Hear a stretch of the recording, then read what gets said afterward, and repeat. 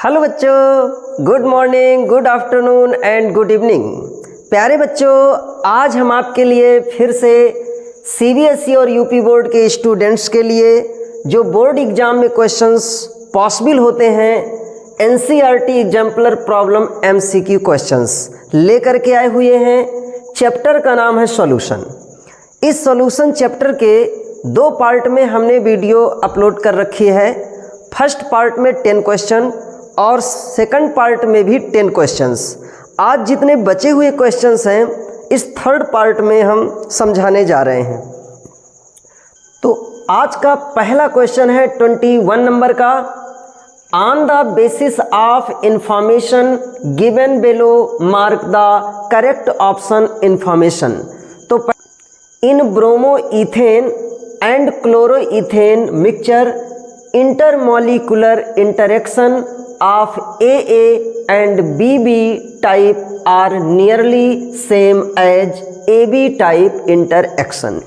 इसके कहने का मतलब ये है, तो यहाँ पर AA इंटरेक्शन है, AA इंटरेक्शन है और BB इंटरेक्शन है।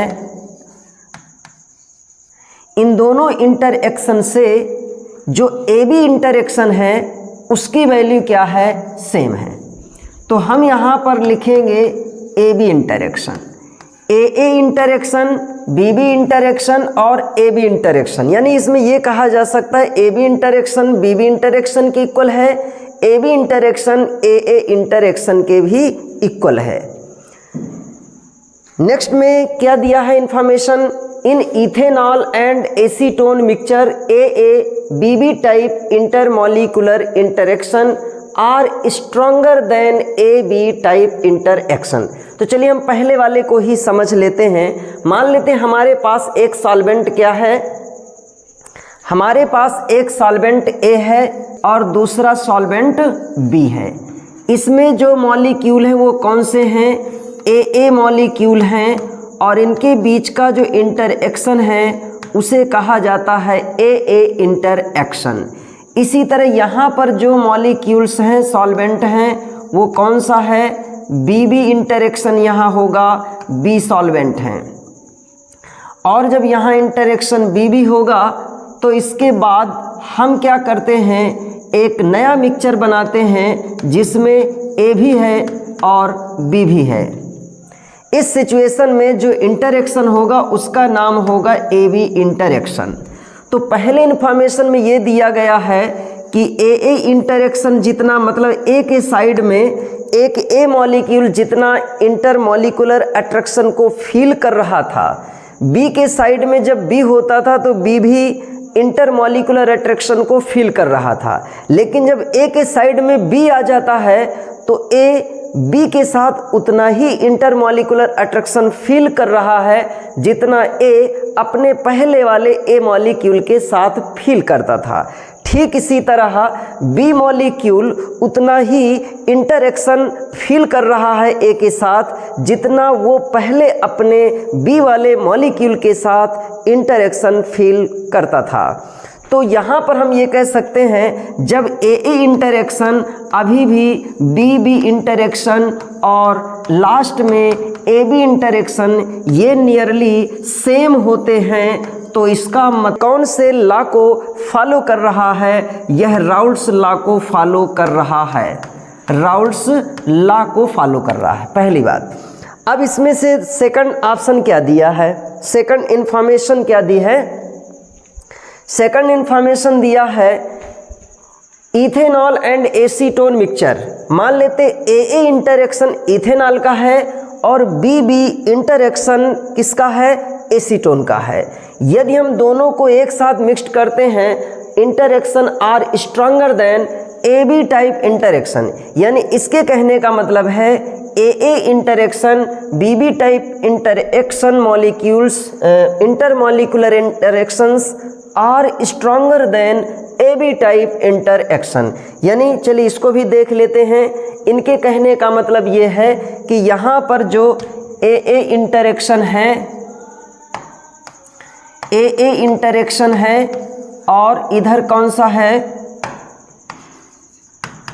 BB इंटरेक्शन है, इन दोनों को हमने एक बेसल में ऐड किया और यहाँ बना AB इंटरएक्शन।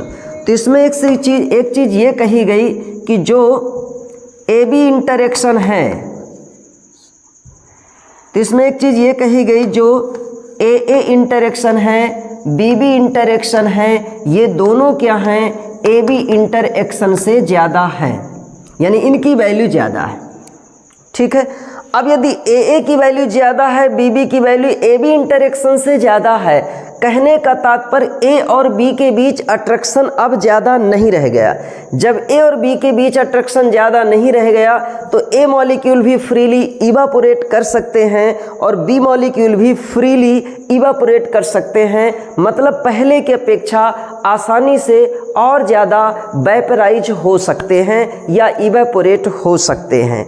तो जब ज़्यादा वेपराइज होंगे तो इनका वेपर प्रेशर क्या हो जाएगा, इंक्रीज हो जाएगा। और जैसे वेपर प्रेशर इंक्रीज होगा, जैसे ही वेपर प्रेशर इंक्रीज होगा तो हम ये कह सकते हैं कि ये पॉजिटिव डेविएशन को इसे शो होना चाहिए। ठीक है, positive deviation from Raoult's law. तो सेकंड इन्फॉर्मेशन के अनुसार पॉजिटिव डेविएशन होना चाहिए। चलिए अब अगला देखते हैं। थर्ड इन्फॉर्मेशन क्या है, in chloroform and acetone mixture AA और BB type intermolecular interaction are weaker than AB type interaction. तो इसमें यह कहा गया है कि जो आपका AA इंटरेक्शन है और BB इंटरेक्शन है AB से क्या है, कम है। हाँ, तो इसमें यह कहा गया कि AA और BB टाइप इंटरेक्शन AB से क्या है, कम है। तो देखते हैं यहाँ पर जब यह है AA इंटरेक्शन और BB टाइप इंटरेक्शन किससे कम है, AB से कम है। तो जब इनसे कम है तो हम कह सकते हैं A और B के बीच इंटरेक्शन ज़्यादा हो गया। तो A और B के इंटरेक्शन ज़्यादा कैसे हुआ, A मॉलिक्यूल B के साथ रह करके पहले की अपेक्षा ज़्यादा अट्रैक्शन महसूस कर रहा है।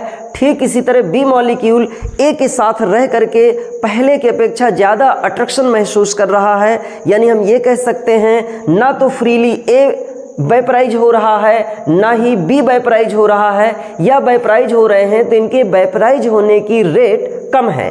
तो ये कह सकते हैं कम अमाउंट में इवापोरेट हो रहे हैं। जब कम अमाउंट में इवेपोरेट होंगे तो इसका मतलब इनका वेपर प्रेशर कम हो जाएगा, और वेपर प्रेशर कम हो जाएगा तो निगेटिव डेविएशन को शो करेंगे। तो थर्ड इंफॉर्मेशन के अनुसार नेगेटिव डेविएशन होगा, negative deviation from Raoult's law. तो चलिए हाँ, तो इसमें चलिए ऑप्शन देखते हैं। इसमें कहा गया है कि solution B and C will follow Raoult's law. तो पहली बात हमने ये समझ रखा था कि जो B और C सॉल्यूशन हैं ये राउल्ट्स लॉ को फॉलो नहीं करते हैं। B आपका पॉजिटिव को फॉलो कर रहा, पॉजिटिव डेविएशन शो कर रहा था, और C आपका नेगेटिव डेविएशन शो कर रहा था, जबकि फर्स्ट सॉल्यूशन जो था वो राउल्ट्स लॉ को फॉलो करता था। देखते हैं यहाँ पर बी ऑप्शन में solution A will follow Raoult's law, यही आपका करेक्ट आंसर है, क्योंकि आपने यहाँ पर देखा है कि ये राउल्ट्स लॉ को फॉलो कर रहा था। फिर कहते B will show negative deviation, तो जो बी है, बी आपका नेगेटिव डेविएशन नहीं शो कर रहा था, आपने इसके पहले देखा होगा, वो पॉजिटिव डेविएशन को शो कर रहा था, और सॉल्यूशन सी जो है नेगेटिव डेविएशन को शो कर रहा था। ये दोनों ऑप्शन अपोजिट दिए हुए हैं, इसका मतलब हमारा आंसर ये नहीं है, ये भी नहीं है, और आपका ये भी नहीं है। लेकिन आंसर कौन सा सही है, ये सही है, क्योंकि ए सॉल्यूशन ही राउल्ट्स लॉ को फॉलो कर रहा है, वो बात यहाँ पर लिखी है, बाकी सब अपोजिट लिखे हैं, गलत लिखे हुए हैं। चलिए अगला क्वेश्चन यहाँ देखते हैं। चलिए next question, two beakers of capacity 500 ml were taken one of these beakers labelled as A. मान लेते हैं यहाँ पर जो ये है ये आपका ए है और ये कौन सा है, बी है। ठीक है, चलिए यहाँ लिख देता हूँ, ये ए है और ये कौन सा है, बी है, बीकर का नाम, जिसमें से लिखा हुआ है with 400 ml water whereas the beaker labelled B was filled with 400 ml of 2 molar solution. तो यहाँ पर इसमें क्या है, एक सॉल्यूशन है NaCl रखा गया है और NaCl आपका कितना है, NaCl 2 मोलर सॉल्यूशन है, कितना है 400 ml रखा गया है। यहाँ पर सिर्फ क्या है 400 ml केवल वाटर रखा गया है। फिर इसके बाद कहता है at the same temperature both the beakers were placed in closed container, दोनों को क्लोज्ड कंटेनर में सेम टेम्परेचर पर रख दिया गया। Same material and same capacity as shown in the figure. ये आपको यहाँ पर सेम मटेरियल और सेम जो है कह सकते हैं कैपेसिटी रखी गई। अब कह रहा है at a given temperature which of the following statement is correct about vapour pressure of the pure water and that of the NaCl solution. मतलब आपको ये बताना है कि प्योर वाटर और NaCl सॉल्यूशन के बीच वेपर प्रेशर में क्या रिलेशन है। तो पहला हम ऑप्शन यहाँ पर देखते हैं, vapour pressure in container A is more than that in container B। मतलब जो A का वेपर प्रेशर होगा कंटेनर B की अपेक्षा क्या होगा, ज़्यादा होगा। तो ये बात बिल्कुल सही है, क्यों, क्योंकि यहाँ पर A आपका प्योर सॉल्वेंट है और ये वेपराइज होगा, जबकि इसमें NaCl ऐड कर देंगे तो NaCl आपका नॉन वोलेटाइल सब्सटेंस है, वाटर वेपराइज हो रहा है, तो यहाँ पर वेपर डिक्रीज होंगी। क्यों, क्योंकि यहाँ पर देखिए NaCl ये आपका केवल वाटर हो गया, तो वाटर में सारे पार्टिकल्स यहाँ से ऐसे ऐसे इवेपोरेट हो रहे हैं, लेकिन इस जगह पर क्या होगा, वाटर वाला मॉलिक्यूल तो वेपराइज हो रहा है, लेकिन NaCl जो पार्टिकल है वो वेपराइज नहीं हो रहा। फिर यहाँ NaCl वेपराइज नहीं होगा, ये NaCl वेपराइज नहीं होगा, तो वाटर वेपराइज हो रहा है लेकिन NaCl वेपराइज नहीं हो रहा, तो इसमें वेपर क्या होगी, कम, जबकि इसमें वेपर क्या होगी, ज़्यादा। तो इससे ही हमको क्लियर हो गया। तो चलिए देखते हैं कि इस क्वेश्चन का आंसर क्या है। Vapour pressure in container A is more than that in container B। तो पहले ही ऑप्शन में इसका आंसर हमको मिल गया है कि A का जो वेपर प्रेशर है किससे ज़्यादा है, कंटेनर B से ज़्यादा। फिर भी अगला देख लेते हैं, vapour pressure in container A is less than that in container B। वो कह रहा है कि इसका वेपर प्रेशर इससे कम होगा, जबकि अभी आपने देखा कि इसका वेपर प्रेशर B वाले से कम नहीं है, B वाले से क्या है, ज़्यादा है। फिर vapour pressure is equal in both the containers, दोनों कंटेनर में वेपर प्रेशर सेम होता है, इसके कहने का मतलब यहाँ है, लेकिन ऐसा यहाँ नहीं है, क्योंकि आपने भी देखा दोनों में से A का वेपर प्रेशर ज़्यादा है, B का वेपर प्रेशर कम है। फिर इसके बाद आता है कि vapour pressure in container B is twice the vapour pressure in container A। यानी इसके कहने का मतलब कि जो B का वेपर प्रेशर है A की अपेक्षा 2 गुना है, यानी ट्वाइस है, जबकि तो ऐसा नहीं है ना। हमने अभी देखा है, आंसर हमको पहला ही मिल गया था कि इसका वेपर प्रेशर B से क्या है, ज़्यादा है। चलिए next, 2 liquids A and B form minimum boiling azeotrope at some specific composition than A। मतलब यहाँ पर 2 लिक्विड हैं, उनमें से एक लिक्विड का नाम A है और दूसरे लिक्विड का नाम B है, और वो क्या करते हैं, minimum azeotrope, minimum boiling azeotrope को फॉलो कर रहे हैं। तो चलिए पहले हम यहाँ पर इसके बारे में समझ लेते हैं। मान लेते हैं 2 लिक्विड हैं, उनमें से एक लिक्विड का नाम है A, सेकंड लिक्विड का नाम है B। तो जो यहाँ पर A है और ये B है, इन दोनों को हमने मिलाया, मिक्स्ड किया और एक ही सॉल्यूशन, एक ही कंटेनर में ऐड कर दिया। मिनिमम बॉइलिंग एजियोट्रॉप को रिप्रेजेंट करते हैं। तो सोचने वाली बात है कि मिनिमम बॉइलिंग एजियोट्रॉप यदि इनके पास है तो इसका मतलब है कि बॉइलिंग पॉइंट इस सॉल्यूशन का A से भी कम होगा और B से भी कम होगा। फॉर एग्जाम्पल इसका बॉइलिंग पॉइंट 80 डिग्री सेल्सियस है, इसका बॉइलिंग 90 डिग्री सेल्सियस है बॉइलिंग पॉइंट, तो इसका बॉइलिंग पॉइंट ना तो 80 होगा ना तो 90 होगा। मान लेते हैं इसका बॉइलिंग पॉइंट हो गया 75 डिग्री सेल्सियस। तो इसका अर्थ ये हुआ कि ये सॉल्यूशन मिनिमम बॉइलिंग एजियोट्रॉप को रिप्रेजेंट कर रहा है। अब समझिए यदि बॉइलिंग पॉइंट इससे दोनों से कम हो गया, मतलब कम टेम्परेचर पर यदि कोई सॉल्वेंट या कोई भी मिक्सचर बॉयल होना चाहता है तो इसका मतलब है कम टेम्परेचर पर बॉयल होगा तो प्रेशर ज़्यादा बनेगा, वेपर प्रेशर ज़्यादा बने, मतलब थोड़ी ही टेम्परेचर पर बॉयल होने लगेगा तो प्रेशर ज़्यादा बनेगा। जब प्रेशर ज़्यादा बनेगा तो ये क्या होगा, एक प्रकार से पॉजिटिव डेविएशन ही होगा ये भी।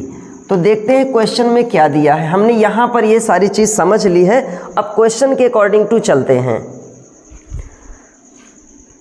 AB interaction are stronger than those between AA और BB, यानी इसके कहने का मतलब है AB इंटरएक्शन की वैल्यू AA और BB से ज़्यादा होगी।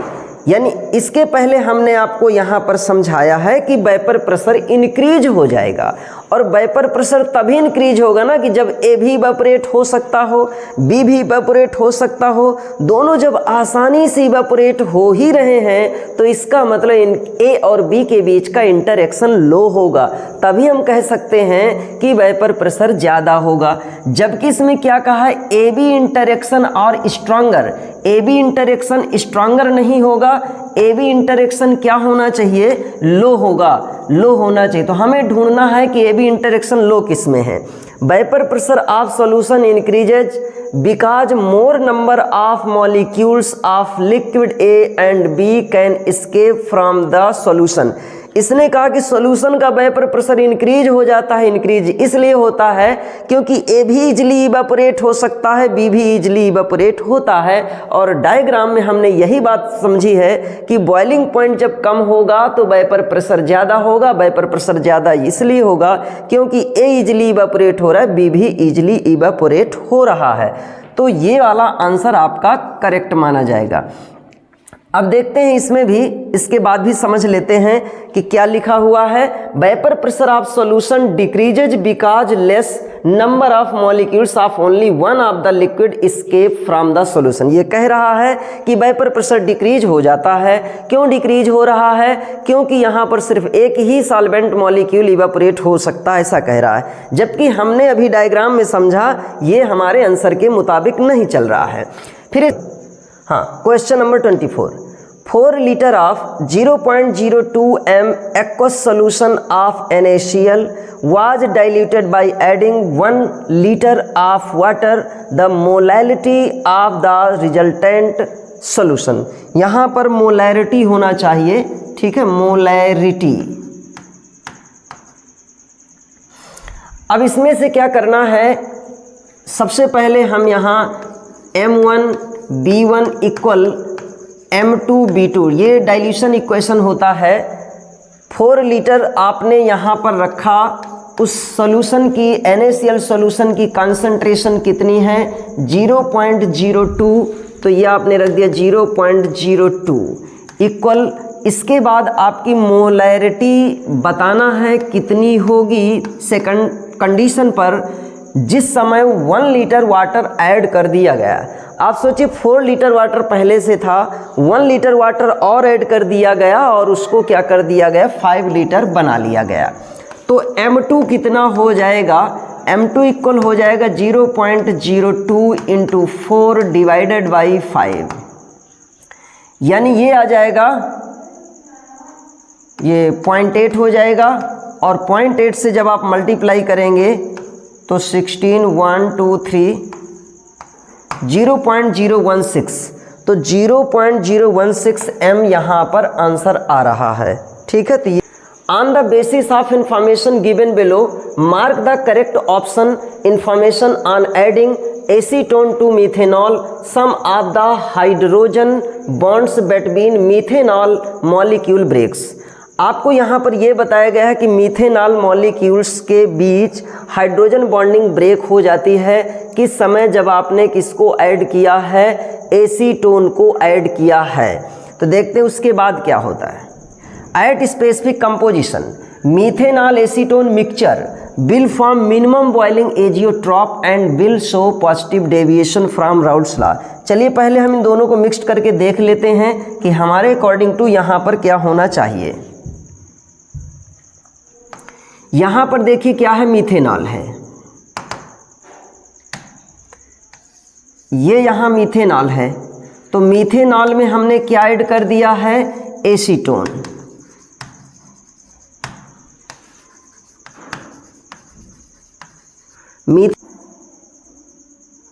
हाँ, मीथेनॉल में क्या है, इस तरह यहाँ हाइड्रोजन बॉन्डिंग थी,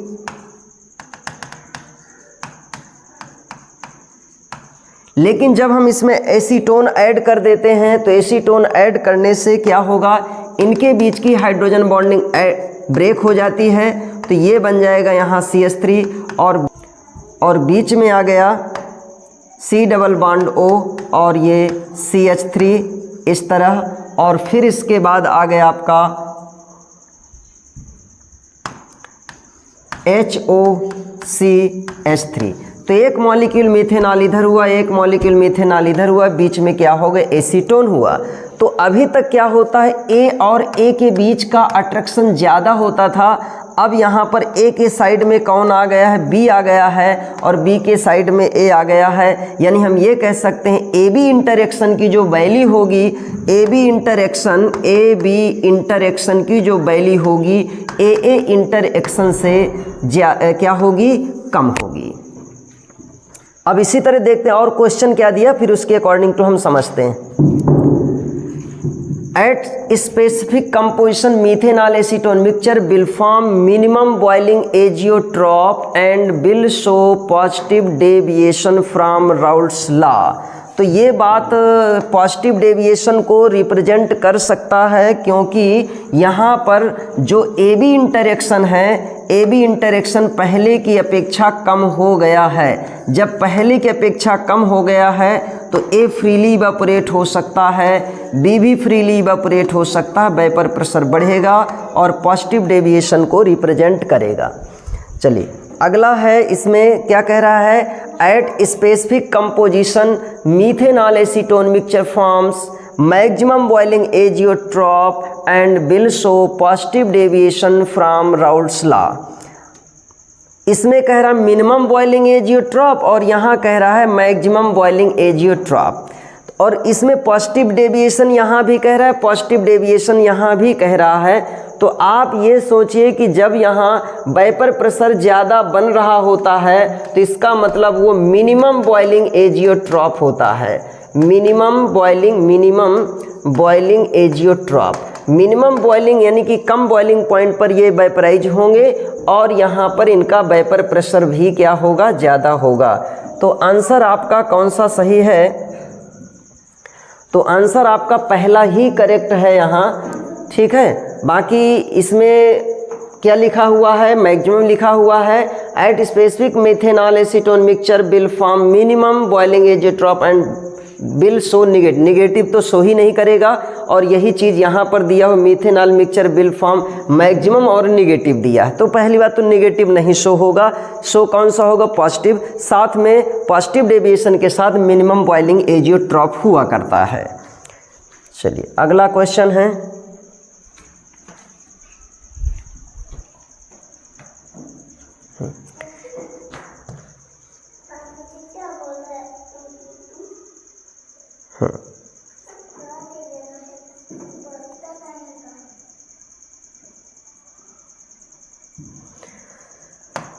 चलिए अब ये लास्ट क्वेश्चन है, KH वैल्यू फॉर,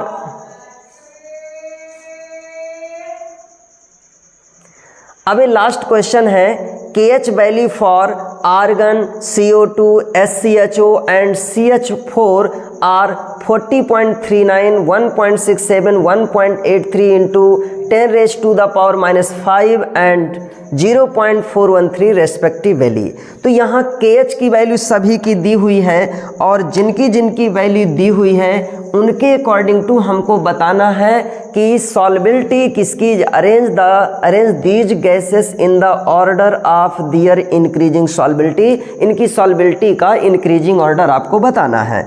तो पहले हम फार्मूला एक समझ लेते हैं। फार्मूला हमारा होता है PA इक्वल होता है KH इंटू XA, ठीक है। तो अब यहाँ जो XA है, XA को हम यहाँ मानते हैं सॉल्बिलिटी, XA इक्वल हो जाएगा PA डिवाइडेड बाई KH। मान लेते हैं कि यह एक कांस्टेंट है सबके लिए, तो यहाँ KH की वैल्यू पर डिपेंड करती है सॉल्बिलिटी। यहाँ ये है आपका सॉल्युबिलिटी, ठीक है। अब यहाँ जो सॉल्बिलिटी है तो KH की वैल्यू यदि ज़्यादा होगी तो सॉल्बिलिटी कम होगी। तो हमको ऐसे ही मेंबर को पहले सेलेक्ट करना है जिसकी सॉल्बिलिटी कम हो, फिर उस मेंबर को लास्ट में सेलेक्ट करना है जिसकी सॉल्बिलिटी ज़्यादा हो, तभी हम इंक्रीजिंग ऑर्डर पर पहुँच पाएंगे। तो पहले हम देखेंगे उसे जिसमें KH की वैल्यू ज़्यादा है तो सॉल्बिलिटी कम होगी। तो देखते हैं KH की वैल्यू सबसे ज़्यादा कहाँ पर है। तो सबसे ज़्यादा KH की वैल्यू किसकी है, 40.39, मतलब किसकी, आर्गन की हो गई। तो हम यहाँ क्या कर देंगे, लिख देंगे आर्गन। आर्गन लिख दिया, मतलब आर्गन की सॉल्बिलिटी सबसे कम। अगला बचता है आपका 1.67। तो 1.67 हुआ आपका किसका, CO2 का। तो हम यहाँ लिख देते हैं CO2, मतलब CO2 की जो सॉल्बिलिटी है इसके बाद रखे हुए अन्य की अपेक्षा क्या होगी, कम होगी। अब बचे आपके पास दो, तो इनमें से एक ये है और एक कौन सा है, ये रखा हुआ है। तो ये वैल्यू बहुत कम है और जबकि ये वैल्यू इसकी अपेक्षा ज़्यादा है। तो ज़्यादा वैल्यू किसकी हो गई, HCHO इसकी है और CH4 की वैल्यू ये है। तो हम CH4 की वैल्यू को यहाँ रखते हैं, तो ये हुआ आपका CH4। और सबसे कम वैल्यू किसकी है, SCHO की, तो ये रख दिया SCHO। तो चलिए आप बताइए ये ऑर्डर कहाँ पर फॉलो हो रहा है। आर्गन, आर्गन से ज़्यादा CO2, CO2 से ज़्यादा CH4, CH4 से ज़्यादा SCHO की सॉल्बिलिटी होती है। मतलब आपको ये ध्यान रखना है जिसमें KH की वैल्यू ज़्यादा होगी उसकी सॉल्बिलिटी कम होगी। तो प्यारे बच्चों, हमने सॉल्यूशन चैप्टर के 3 पार्ट्स में सारी वीडियो एक्सप्लेन कर दिए हैं और ये 26 क्वेश्चंस हो गए हैं। इसके बाद हम इलेक्ट्रोकेमिस्ट्री चैप्टर के इसी तरह के MCQ क्वेश्चंस आपको प्रोवाइड करवाने का प्रयास करेंगे। Thanks for watching the video.